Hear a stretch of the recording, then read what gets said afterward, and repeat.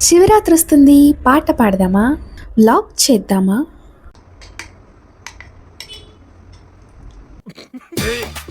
No ChatGPT or no Nano Banana, only potato wonders.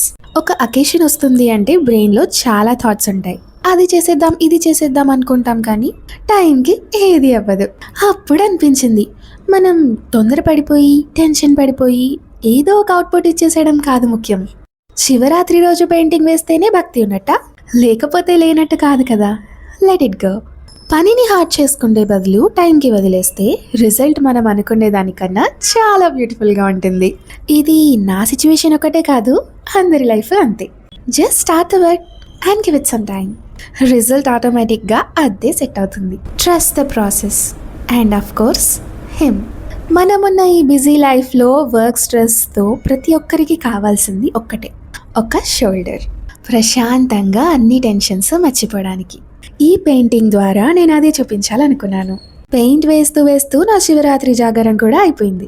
ఈ చేయి నా తల మీద ఉన్నంత వరకు ఎన్ని లేట్ అప్డేట్స్ ఉన్నా, ఎన్ని మిస్డ్ డెడ్ లైన్స్ ఉన్నా, I know I am exactly where I need to be. ఇది జస్ట్ పెయింటింగ్ మాత్రమే కాదు, ఇట్స్ మై థెరపీ. దేవుడు అంటే భయం, భక్తినే కాదు, ఒక కంఫర్ట్ అని ఈ పెయింటింగ్ రిప్రజెంట్ చేస్తుంది. మనం ఎన్ని ఇమేజెస్ ఏఐలో జనరేట్ చేసినా మన ఓన్ హ్యాండ్స్తో మన థాట్స్ అన్నిటినీ ఒక క్యాన్వాస్ మీద పెట్టడం అండ్ ఆ ఫీలింగ్ ఏ ఏఐ జనరేటెడ్ ఇమేజ్ వల్ల కూడా రాదు. So I decided to lean on the strongest shoulder in the universe.